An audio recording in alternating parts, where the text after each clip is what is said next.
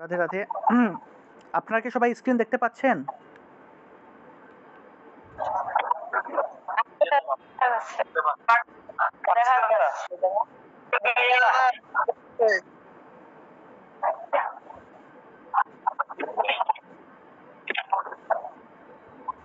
আচ্ছা, তা যেটা বলছিলাম যে আপনাদের কাজ হলো আপনারা এই গীতা পাঠের সম্পূর্ণ নিয়মের যে স্লাইডগুলো আছে এগুলো আপনারা নোট করবেন এবং আমি আপনাদেরকে একে একে ধাপে ধাপে জল শুদ্ধি করা শেখাবো, পুষ্পশুদ্ধি শেখাবো, আসন শুদ্ধি শেখাবো, আচমন করা শেখাবো। এই যা কিছু আছে এই সব কিছু একটা একটা করে শেখানো হবে, ঠিক আছে? আচ্ছা, আপনাদেরকে আজকে এগুলো একটু দেখিয়ে দিয়ে দিই, গীতা পাঠের সম্পূর্ণ নিয়মটা একটু দেখিয়ে দিয়ে দিই। আপনারা এগুলো অবশ্যই নোট করে নেবেন। তা দেখুন, গীতা পাঠের সম্পূর্ণ নিয়ম অর্থাৎ গীতা পাঠ করতে হলে একটা নির্দিষ্ট একটা নিয়ম আছে। অনেকে সংক্ষিপ্ত আকারে করে ফেলে, সংক্ষিপ্ত আকারেও করা যায়, সমস্যা নাই। কিন্তু আপনারা যেহেতু গীতা মোটামুটি 1.5 বছর যাবৎ গীতা শিখেছেন, আপনাদের উচিত আপনারা পূর্ণ নিয়মটা যেন জানেন এবং পূর্ণরূপেই যেন করেন। মূলত কোনো শ্রাদ্ধ অনুষ্ঠানে বা কোনো বাড়িতে যখন আপনি গীতা পাঠ করবেন, বড় বড় কোনো অনুষ্ঠানে, তখন পূর্ণরূপেই গীতা পাঠটা করার চেষ্টা করবেন, অথবা বাড়িতে যখন করেন পূর্ণরূপে গীতা পাঠটা করার চেষ্টা করবেন, ঠিক আছে?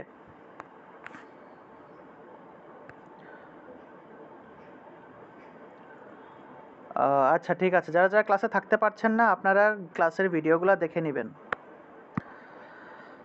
তো যেটা বলছিলাম, গীতা পাঠের সম্পূর্ণ নিয়ম, আমরা যখনই গীতা পাঠ করব আমরা সম্পূর্ণ নিয়মে করার চেষ্টা করব। যদি আমাদের হাতে মোটামুটি 1 ঘন্টার মতো সময় থাকে, আমরা 1 ঘন্টার ভিতরে বা 40 মিনিট যদি সময় থাকে, 40 মিনিটে কিন্তু এই সম্পূর্ণ নিয়মে গীতা পাঠ করা সম্ভব। বা আপনি যখন আরও প্র্যাকটিস করতে করতে এটা একদম শিখে যাবেন, তখন আধা ঘন্টায় সম্পূর্ণরূপে গীতা পাঠটা করতে পারবেন, আধা ঘন্টাতেই হবে যখন আপনি ভালো করে শিখে যাবেন। প্রথম অবস্থায় একটু একটু আস্তে আস্তে হবে, একটু ধীরে ধীরে করবেন, সেজন্য সময় লাগবে। যখন ভালো করে শিখে যাবেন, প্র্যাকটিস হয়ে যাবে, তখন আধা ঘন্টা 20 মিনিটে সম্পূর্ণ নিয়মে গীতা পাঠটা করে ফেলতে পারবেন, ঠিক আছে? গীতা পাঠ কিন্তু বিশেষ করে নিজের পিতামাতার শ্রাদ্ধে, যে সন্তান নিজের পিতামাতার শ্রাদ্ধে বা নিজের পিতৃপুরুষের উদ্দেশ্যে তাদের শ্রাদ্ধা অনুষ্ঠানে যে গীতা পাঠ করে তাদের পিতৃপুরুষ সেই সময়, অর্থাৎ আপনার মুখ থেকে গীতার শ্লোকের শব্দটা উচ্চারণ হওয়ার সাথে সাথেই ওনারা যদি নরকগামীও হয়ে থাকে, ওনারা যদি কোনো খারাপ স্থানেও যদি যেয়ে থাকে, ওনারা সাথে সাথে কি বৈকুণ্ঠ ধামে গমন করে থাকে। সেটা গীতার মধ্যেই লেখা আছে, গীতার মাহাত্ম্যের মধ্যেই লেখা আছে। গীতার মাহাত্ম্যগুলো একটু পড়বেন, এতে করে বুঝতে পারবেন যে গীতা পাঠের কত মাহাত্ম্য, গীতা পাঠ করলে কত কিছু হয়। আপনারা কি শুনতে পাচ্ছেন সবাই? শুনতে পাচ্ছি।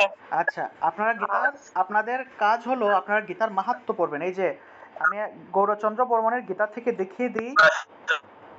এই যে গৌর গীতা আছে না, অ্যাপটা ডাউনলোড করবেন। যাদের কাছে অ্যাপ নেই আপনারা অ্যাপটা ডাউনলোড করবেন। অ্যাপটা ডাউনলোড করে এই যে নিচের দিকে যাবেন, নিচের দিকে গিয়ে যে গীতা মাহাত্ম্যম পাইছেন, একদম গীতা মাহাত্ম্যম একটা পাবেন। এই গীতার মাহাত্ম্যমে ক্লিক করবেন। কি অ্যাপসটার নাম কি? Gour Gita GOUR Gour Gita GITA, Gour Gita apps, ঠিক আছে? অথবা আপনাদের কাছে যদি মেইন গীতাটা যদি থাকে, মূল গীতাটা যদি থাকে, গীতার মধ্যেও পেয়ে যাবেন গীতা মাহাত্ম্য। চলে আসছে। আচ্ছা, গৌর গীতা, এই যে এই অ্যাপটা গৌর গীতা, ঠিক আছে? এই গৌর গীতা অ্যাপটা ডাউনলোড করবেন। আর এই যে দেখুন আমাদের চ্যানেলের নিম্বার্ক গীতা, আমাদের চ্যানেলের অ্যাপ, এই অ্যাপের মধ্যে ক্লিক করলে আপনারা আমাদের চ্যানেলের সব ভিডিও পেয়ে যাবেন, ঠিক আছে? এই যে অ্যাপের মধ্যে ক্লিক করি নিম্বার্ক গীতা, ঠিক আছে? নিম্বার্ক গীতা ক্রিয়েটেড বাই আকাশ চৌধুরী, এই যে পেয়ে যাবেন, সব ধরনের ভিডিও পেয়ে যাবেন আমাদের চ্যানেলে। এই যে ভিডিওজে ক্লিক করবেন, শর্টসে ক্লিক করবেন, লাইভে ক্লিক করবেন, প্লেলিস্টে ক্লিক করবেন। ক্লিক করলে যেখানে সব কিছু পেয়ে যাবেন, চণ্ডীপাঠ, চণ্ডী টিউটোরিয়াল, গীতার অধ্যায়, গীতা বেসিক টিউটোরিয়াল, এরকম বিভিন্ন যে ভিডিওগুলো আছে এগুলো পাবেন, ঠিক আছে? আচ্ছা, তা যেটা বলছিলাম, গৌর গীতা অ্যাপটা আপনারা ডাউনলোড করে নেবেন প্লে স্টোর থেকে। আর আমার চ্যানেলের অ্যাপটা প্লে স্টোরে পাবেন না, সেটা আমার কাছ থেকেই নিতে হবে, আমার চ্যানেলের অ্যাপ। আচ্ছা, এই যে গৌরগীতা, আমি গৌরগীতাতে ক্লিক করলাম। গৌরগীতায় ক্লিক করার পরে এই যে এই উপরের দিকে দেখুন শ্রীমদ্ ভগবদ্ গীতা লেখা আছে। এই যে শ্রীমদ্ ভগবদ্ গীতা, এই জায়গায় ক্লিক করলে গীতার অধ্যায়গুলো চলে আসবে আপনার সামনে। এই যে গীতার অধ্যায়গুলো চলে আসবে। আর যদি বিবিধ অংশতে ক্লিক করেন তাহলে এই বিভিন্ন রকমের এক্সট্রা অনেক জিনিস আছে, দেবনাগরী লিপি, সংস্কৃত সন্ধি, সংস্কৃত ছন্দ, অনেক কিছু আসবে। এগুলো আপনারা পড়বেন একটা একটা করে। তো আমি গীতার মাহাত্ম্যতে ক্লিক করলাম, একটা অ্যাড দেখলাম। জি রাধে রাধে। তা যেটা বলছিলাম যে গীতা পাঠের সম্পূর্ণ নিয়ম, একদম পূর্ণ নিয়মে আপনারা কীভাবে গীতা পাঠ করতে পারেন সেটাই এখন আমি দেখাবো। এগুলো আপনাদেরকে নোট করে রাখতে হবে। তা দেখুন, একদম প্রথম 1 নম্বরে আপনারা চাইলে খাতায়ও লিখে ফেলতে পারেন, ঠিক আছে। 1 নম্বরে যে জিনিসটা করতে হবে সেটা হলো আপনাকে একটা আসনে বসতে হবে, ঠিক আছে। সর্বপ্রথম এটা আমি এখানে লিখিনি। সর্বপ্রথম আপনাকে কি স্নান করতে হবে। স্নান করে আপনারা যদি বাসায় থাকেন আপনারা একটু ধুতি পরলেন, অথবা আপনি একটা সবচেয়ে ভালো হলো আমাদের ধর্মীয় পোশাকটা পরা। আপনি যদি কোনো একটা শ্রাদ্ধ অনুষ্ঠানে বা কোনো একটা পুজোতে যদি আপনি গীতা পাঠ করেন, তাহলে ছেলেদের ধর্মীয় পোশাক হলো সাদা পাঞ্জাবি, সাদা ধুতি। ছেলেদের পোশাক সাদা পাঞ্জাবি, সাদা ধুতি। আর মেয়েদের হলো লাল পাড়, সাদা শাড়ি, ঠিক আছে। লাল পাড় থাকবে, শাড়ির মধ্যে পাড় থাকবে লাল, আর সাদা শাড়ি। লাল পাড় সাদা শাড়ি হলো মেয়েদের কি, এই মেয়েদের হলো এটা ধর্মীয় পোশাক।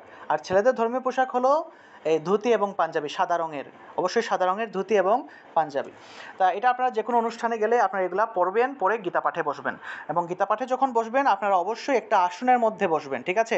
আপনারা প্রত্যেকে আসন রেডি করে নেবেন, কোমল আসন আর কি। অনেক সময় বাসাতে আমরা আসন সেলাই করি, বা আমাদের দিদা ঠাকুমা ওরা আসন সেলাই করে দেয়। আপনারা এরকম একটা আসন তৈরি করে নেবেন, অথবা আসন কিনতে পাওয়া যায়, ঠিক আছে। একটা কোমল আসন, এটাকে কোমল আসন বলা হয়।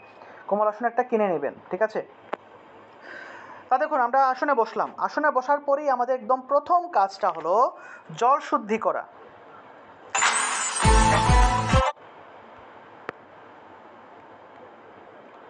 আমাদের একদম প্রথম কাজ হলো জল শুদ্ধি, অর্থাৎ আপনি একটা পাত্রের মধ্যে জল নেবেন, অর্থাৎ আচমনের একটা পাত্রের মধ্যে জল নেবেন। এটা আচমনের পাত্র আমি দেখাবো, আচমনের পাত্র কীরকম হয়ে থাকে এটা আগামী ক্লাসে দেখাবো, ভিডিওতে দেখাবো, ঠিক আছে। কীভাবে মানে একটা পাত্র থাকবে, সেই পাত্রের মধ্যে জল নেবেন, তুলসী পাতা নেবেন। তারপরে সেই পাত্রের মধ্যে সেই জলটাকে শুদ্ধি করতে হয়। জল শুদ্ধি 1 নম্বরে জল শুদ্ধি করতে হয়। জল শুদ্ধি করার পরে আমাদেরকে একটা পুষ্প থালির মধ্যে ফুল নিয়ে বসতে হবে। একটা পুষ্প থালি কিনবেন সবাই, অথবা বাসায় যদি থাকে তাহলেও হবে। পুষ্প থালির মধ্যে একটা ফুল অথবা 2টা ফুল নেবেন। ফুল নিয়ে সেই ফুলটাকে পুষ্প শুদ্ধি করতে হয়, অর্থাৎ শুদ্ধিকরণ করতে হয়। এই শুদ্ধিকরণের নিয়ম আছে, মন্ত্র আছে, সেগুলো শেখাবো, ভিডিওতে শেখাবো, দেখিয়ে দিব। আপনারাও এরকম পুষ্প থালি কিনে নেবেন আগামী ক্লাসে। আপনাদের কাজ হলো আগামী ক্লাসে আপনারা পুষ্প থালি কিনবেন। পুষ্প থালি একটা ছোটো একটা থালি আর কি, পুষ্প থালি বলে। পুষ্প থালি কিনতে হবে। জল শুদ্ধি একটা আচমনের পাত্র এরকম কিনতে হবে, ঠিক আছে। জল শুদ্ধি করতে হয়, পুষ্প শুদ্ধি করতে হয়, আসন শুদ্ধি করতে হয়, অর্থাৎ আপনি যে আসনের উপরে বসেছেন সেই আসনটাকে শুদ্ধিকরণ করে নিতে হয়, সে আসনটাকে শুদ্ধ করতে হয়, ঠিক আছে। তারপরে আচমন করতে হয়, অর্থাৎ আপনি যে জলটা শুদ্ধ করেছেন, যে পাত্রের মধ্যে জল নিয়েছেন, সেই শুদ্ধ জল দিয়ে আপনাকে আচমন করতে হবে। তো আমাদের 1 নম্বরে সর্বপ্রথম আমাদের কাজ হলো আমরা একটা আসনের মধ্যে বসবো। সেই আসনের মধ্যে বসার পরে প্রথমেই জল শুদ্ধি করব, তারপরে পুষ্প শুদ্ধি করব, তারপরে আসন শুদ্ধি করব। অর্থাৎ প্রথমে হলো 3টা শুদ্ধিকরণ, তারপরে আচমন করব। আমরা 4 নম্বরে এসে আচমন করব। মূলত যে কোনো পুজো পাঠের শুরুতেই আচমন করার মাধ্যমে নিজের দেহ ও মনকে সেই পুজো করার জন্য বা সেই পাঠের জন্য, গীতা পাঠ হোক, চণ্ডী পাঠ হোক, সেই পাঠের জন্য নিজেকে প্রস্তুত করে নিতে হয়, ঠিক আছে। সেই গীতা পাঠ অথবা সেই পুজোর জন্য আমরা নিজেকে প্রস্তুত, নিজের দেহ মনকে প্রস্তুত ও পবিত্র করার জন্য আমরা আচমন করে থাকি। সবাই কি শুনতে পাচ্ছেন, বুঝতে পারছেন, বোঝা যাচ্ছে? আচ্ছা আচ্ছা, ঠিক আছে, ঠিক আছে, মিউট রাখুন।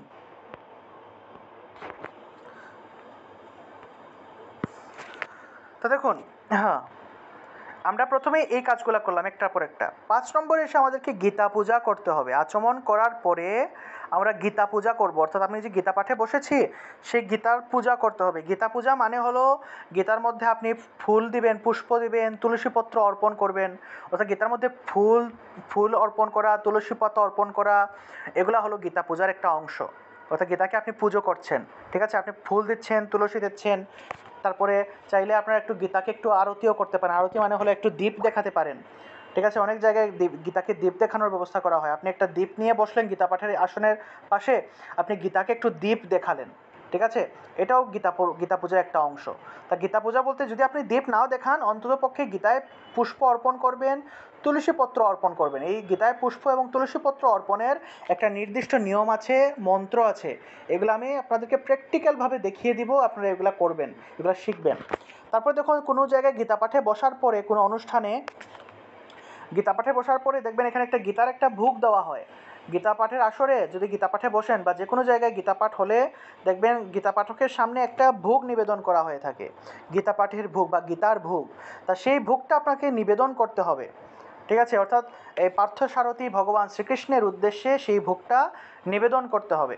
তা সেই ভোগ নিবেদনের মন্ত্র আছে, নিয়ম আছে, সেটা আপনাদেরকে দেখিয়ে দিব, ঠিক আছে? ভোগ নিবেদনের অনেক অনেক লম্বা প্রসেস আছে, তবে এটা যেহেতু আপনি সংক্ষেপে ভোগ গীতার উদ্দেশ্যে আপনি ভোগ নিবেদন করবেন, এটা সংক্ষেপে আপনাদেরকে দেখিয়ে দিব। সেই ভোগ নিবেদনটা আপনারা করবেন যেন 1-2 মিনিটে হয়ে যায়। তারপরে এতটুকু পর্যন্ত আপনারা করলেন সব কিছু কাজ। তারপরে আপনারা মূল গীতা পাঠ আরম্ভ করলেন।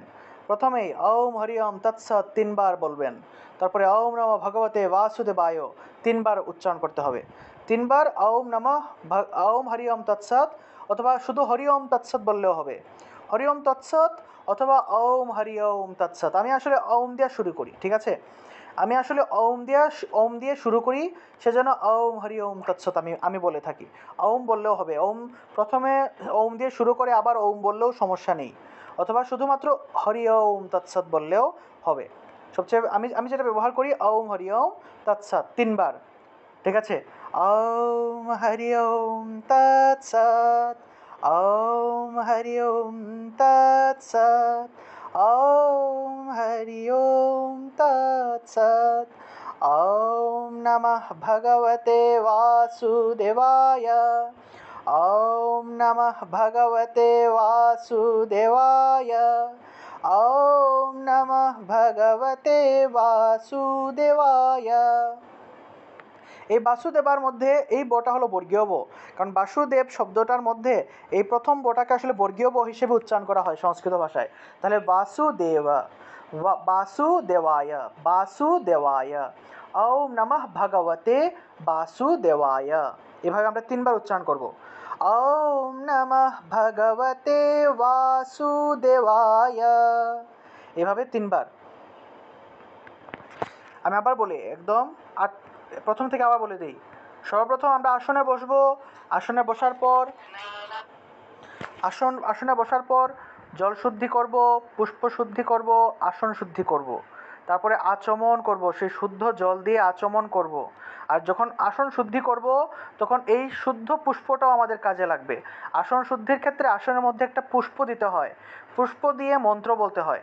সুতরাং আপনারা সেই শুদ্ধ পুষ্প দিয়ে পুষ্প শুদ্ধি করবেন। সেই শুদ্ধ পুষ্প দিয়ে আসন শুদ্ধি করলেন। মনে করেন যে 2টা ফুল নেবেন, 2টা পুষ্প নেবেন। একটা পুষ্প দিয়ে আসন শুদ্ধি করবেন, আরেকটা পুষ্প আপনারা গীতায় পুষ্প যখন দিবেন তখন সেই পুষ্পটা দিবেন। যখন আপনারা গীতার মধ্যে পুষ্প দিবেন তখন সেই শুদ্ধ পুষ্পটা গীতার মধ্যে অর্পণ করবেন। সুতরাং আপনারা 2টা পুষ্প বা 2টা ফুল নিয়ে বসবেন। একটা পুষ্প আসন শুদ্ধির সময় ব্যবহার হবে, আরেকটা পুষ্প গীতা পূজার সময় ব্যবহার হবে। এবং অবশ্যই তুলসী পত্র নিয়ে বসতে হবে। এই যে পুষ্প থালি যেটা বললাম, সেই পুষ্প থালির মধ্যে আপনারা ফুল নেবেন। আমি কিন্তু ছোটোবেলা থেকে নিম্বার্ক আশ্রমে যাই, নিম্বার্ক আশ্রমের সাথে আমি যুক্ত ছোটোবেলা থেকেই, অর্থাৎ বৈষ্ণব পথধারার সাথে আমি ছোটোবেলা থেকেই যুক্ত। আমি মন্দির বলতে আসলে মানে মন্দির বা ঠাকুরের কোনো আশ্রম বলতে নিম্বার্ক আশ্রমটা কি বুঝতাম, ঠিক আছে? মন্দির বলতে নিম্বার্ক আশ্রমটা কি বুঝতাম ছোটোবেলা থেকে। তা আমি কিন্তু এই যে বৈষ্ণব পথধারার সাথে যুক্ত। কিন্তু আমার কুলদেবতা হলেন আবার কি বিশ্বহরি, অর্থাৎ বিশ্বহরি মানে মনসা। আমাদের বাড়িতে বা আমার বংশ পরম্পরায় সকলে মনসা পূজা করে থাকে। আমাদের বাড়িতে মনসার বড় মন্দির আছে, ঠিক আছে? মনসা দেবীর বা বিশ্বহরীর অনেক বড় মন্দির আছে আমাদের বাড়িতে। তা প্রতি বছর এখানে সব বড় করে পুজো টুজো হয়। তা আমাদের ইষ্ট দেবতা হলেন আবার ইষ্টদেবতা বা কুলদেবতা হলেন কি বিশ্বহরী। তা সেই ক্ষেত্রে আপনারা যিনি ইষ্ট দেবতা আছেন বা আপনি যে দেবতাকে আপনি ভজনা করেন বা আপনি যার ভক্ত বা যে মানে যাকে আপনার ভালো লাগে সেই ইষ্ট দেবতার প্রণাম মন্ত্র অবশ্যই পাঠ করতে পারেন। অথবা আপনি যে জায়গাতে গীতা পাঠ করছেন, যদি আপনি মনে করেন যে কৃষ্ণের সামনে বসে গীতা পাঠ করছেন, কৃষ্ণের প্রণাম মন্ত্র পাঠ করতে পারেন। বা সরস্বতী পুজোতে আপনি দেবী মা, আপনার বাড়িতে সরস্বতী পুজো হচ্ছে, আপনি সরস্বতী মায়ের সামনে বসে আপনি গীতা পাঠ করছেন, আপনি দেবী সরস্বতীর প্রণাম মন্ত্রটা পাঠ করে নেবেন। অর্থাৎ আপনার সামনে যে দেবতা বা দেবী থাকবেন ওনার প্রণাম মন্ত্রটাও পাঠ করে নেবেন। ঠিক আছে? অর্থাৎ এই ধাপে এসে আমরা গুরু প্রণাম মন্ত্র পাঠের পর সকল প্রণাম মন্ত্র পাঠ করব, অর্থাৎ বিভিন্ন প্রণাম মন্ত্র। আপনি গোবিন্দ প্রণাম মন্ত্র, কৃষ্ণ প্রণাম মন্ত্র, রাধা প্রণাম মন্ত্র, গীতা প্রণাম মন্ত্র, আপনার ইষ্ট দেবতা যিনি আছেন ওনার প্রণাম মন্ত্র, আপনার কুলদেবতার প্রণাম মন্ত্র, অর্থাৎ আপনার বিভিন্ন রকমের আপনার যে কয়টা প্রণাম মন্ত্র ইচ্ছে আপনি প্রণাম মন্ত্রগুলো পাঠ করে নিলেন। এটাকে আসলে গীতার মঙ্গলাচরণও বলা হয়ে থাকে। ঠিক আছে? মঙ্গলাচরণ মানে হলো আপনি বিভিন্ন রকমের প্রণাম মন্ত্র আমরা যে পাঠ করি, এটা আসলে মঙ্গলাচরণের একটা অংশ। এরকম আপনারা মঙ্গলাচরণ করলেন। তারপরে 11 নম্বর ধাপে এসে আপনারা করন্যাস ও অঙ্গন্যাস করবেন। 11 নম্বর ধাপে এসে, এটা হলো ভেরি ইম্পর্টেন্ট। করন্যাস এবং অঙ্গন্যাস। কর শব্দের অর্থ হলো হাত, আর অঙ্গ শব্দের অর্থ হলো বিভিন্ন অঙ্গ। করন্যাস এবং অঙ্গন্যাস অর্থাৎ হাতের আঙ্গুলের, কর মানে হলো হাত। ঠিক আছে?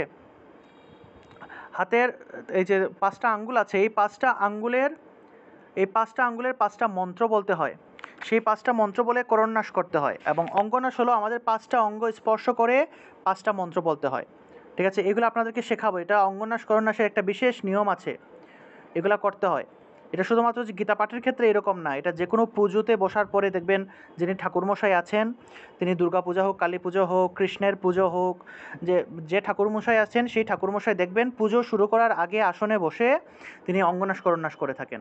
অঙ্গনাশ করন্যাস করার মাধ্যমে আমাদের দেহটাকে আমরা সেই পূজার জন্য বা সেই পাঠের জন্য প্রস্তুত করে থাকি। তারপরে গীতার ধ্যান করতে হয়। ঠিক আছে? আপনি যে পুজোই করেন, ঠাকুরমশাই দেখবেন পুজো শুরু করার আগে সেই দুর্গার ধ্যান, কালীর ধ্যান, কৃষ্ণের ধ্যান, অর্থাৎ যে ঠাকুর দেবতার পূজা করা হয় সেই ঠাকুরের ধ্যান পাঠ করে থাকেন, সেই ঠাকুরের ধ্যান করে থাকেন।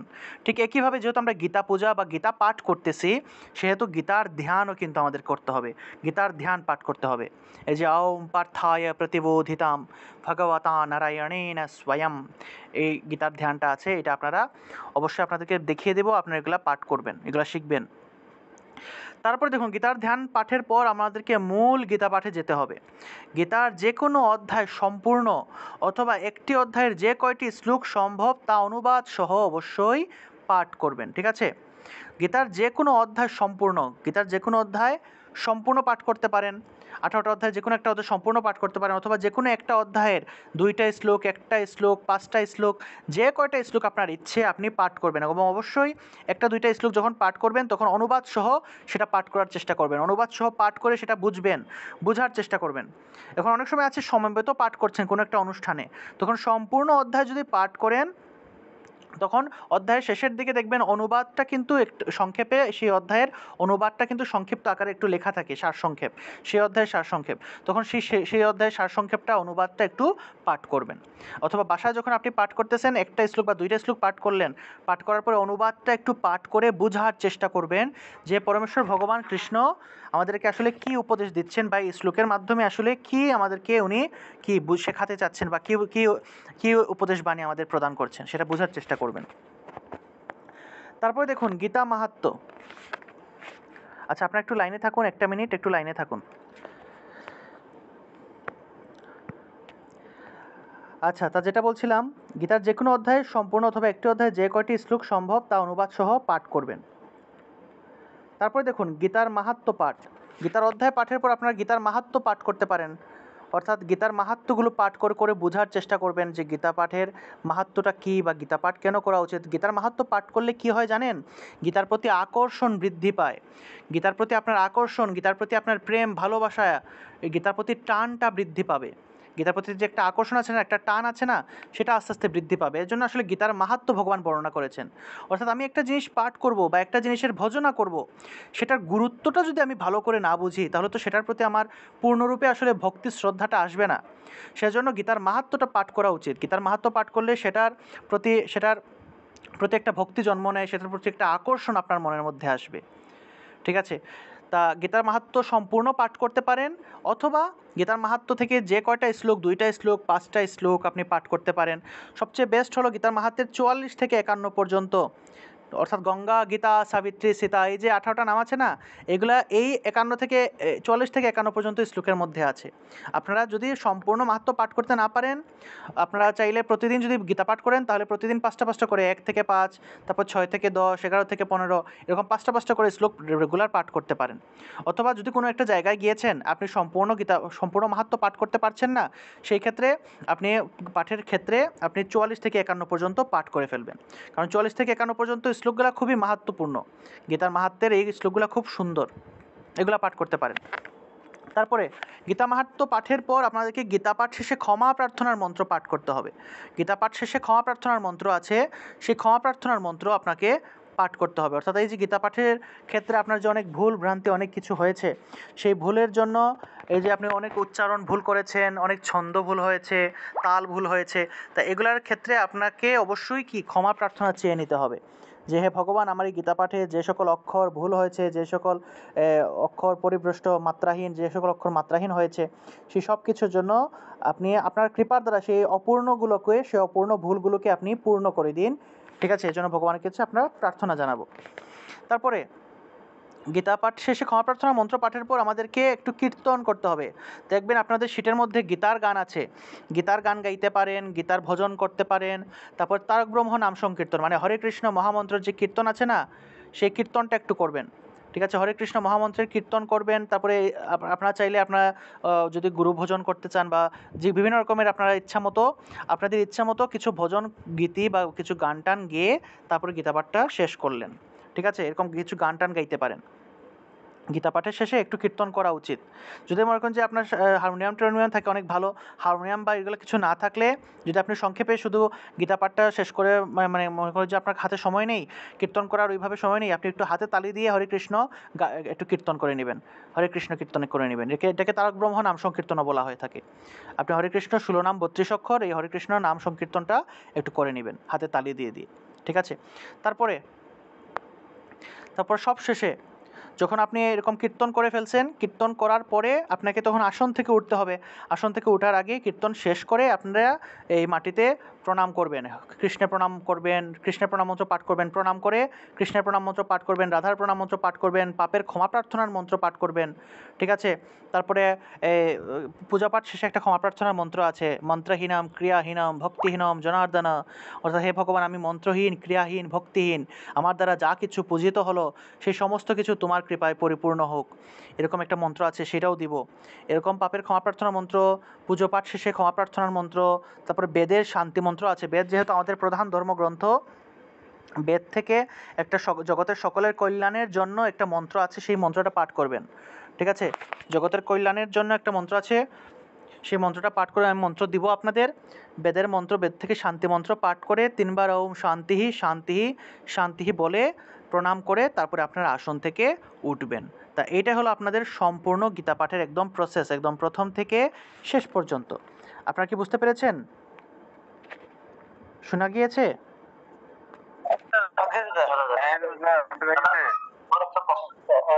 কতগুলো শব্দ দিচ্ছেন যেগুলো কি আজকে আলোচনা হবে? শব্দগুলা কালকে থেকে 5 জন করে আরম্ভ করব। আর ক্লাসের মধ্যে দেখাই দেবো না, ক্লাসের মধ্যে একটু একটু করে দেখিয়ে দেবো। আর কালকে থেকে 5 জন করে আরম্ভ করব। তো কালকে থেকে আপনারা শুনেন, কালকে থেকে আপনাদের 5 জন করে আরম্ভ করব। ঠিক আছে? এখানে এই যে মোটামুটি 30 জনের মতোই আমি দেখেছি, 30 জনই মোটামুটি রেগুলার ক্লাস করে। তা 30 জন যেহেতু আছে, আপনারা এখন যারা এখানে 30 জন আছেন, আপনারা একটু আমাকে মেসেজ করবেন, মেসেজ দিয়ে বলবেন যে দাদা আমাকে গ্রুপে অ্যাড করুন। সবাই যারা আছেন সবাই মেসেজ দিয়ে বলবেন গ্রুপে অ্যাড করার জন্য। আমি গ্রুপে অ্যাড করে দেবো এবং আপনাদের আমি একটা আইডি নাম্বার দিব। সেই আইডি নাম্বার দিয়ে আপনারা পরীক্ষাও দিবেন এবং রেগুলার ক্লাসে জয়েন হবেন। ঠিক আছে? আর 5 জন করলে হলে তো 6 দিনে 5 6 30 জন হয়ে যায়। সপ্তাহে প্রতিদিন 5 জন করে দেখিয়ে দিলে একটু 5 জনের কাছ থেকে একটু উচ্চারণগুলো একটু জানবো, উচ্চারণগুলো একটু বুঝবো 5 জন করে। এরকম ক্লাসের মধ্যে ধরাতে গেলে শেষ হয় না আসলে। 30 জন আছে তো 30 জনের সবাইকে যদি আমি ধরাতে চাই তাহলে ক্লাস অনেক লম্বা হয়ে যায়। তো 2-3 ঘন্টা 4 ঘন্টা লেগে যাবে। সবার যদি ভালো করে আমি ধরে ক্লাসটা নিতে চাই। সেই ক্ষেত্রে হবে না। সেজন্য 5 জন করে প্রতিদিন নিয়ে বসবো। আর আপনাদেরকে একটু ঠিক করে দিব সবকিছু। আর 5 জন করে নিয়ে বসলে আপনারা কিন্তু বলতে পারবেন যে মানে দাদা এই জিনিসটা কীরকম হবে, এটা কীরকম হবে, এগুলো কিন্তু বলা যায়। সেজন্য কালকে থেকে আশা করি আমি 5 জন যে 5 জন আছে আমি 5 জনের এরকম নাম্বার দিয়ে দেবো গ্রুপের মধ্যে। আজকে গ্রুপ রেডি করে ফেলবো। আপনারা একটু আমাকে নক দিবেন। ঠিক আছে? আজকে গ্রুপের মধ্যে মানে সবাই নক দিবেন আর গ্রুপের মধ্যে এড করে দিব আপনাদের। ঠিক আছে? সবাই ভালো থাকুন। আজকে ক্লাস এ পর্যন্তই থাক। আর সবাই এখনই দাদা আমি মেসেজ দিলে আপনার কথা লাগবে। হ্যাঁ, এখনই সবাই মেসেজ করে দিয়ে দিবেন যে আমাকে গ্রুপে অ্যাড করার জন্য। দাদা আমাকে গ্রুপে অ্যাড করুন, এটা আমাকে একটু বলবেন।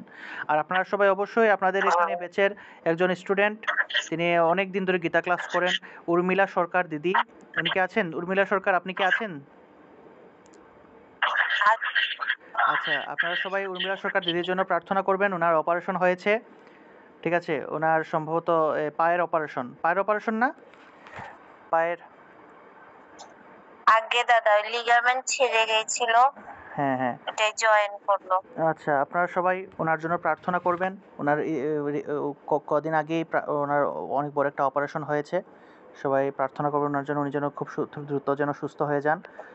দেখুন উনি অপারেশন করার পরেও উনি এসে ক্লাস করতেছেন অসুস্থ অবস্থায়। যাই হোক, খুব খুশি হলাম। রেগুলার ক্লাসে থাকবেন এবং উনি কিন্তু আমাদের মন্দিরেও আসেন। আমাদের মন্দিরে উনি আমাদের একটা নতুন বোর্ড দিয়েছেন আমাদের মন্দিরে। আমাদের বাচ্চাদেরকে গীতা শেখানোর জন্য উনি একটা নতুন বোর্ড দিয়েছে, একটা কলম দিয়েছে, ডাস্টার দিয়েছে।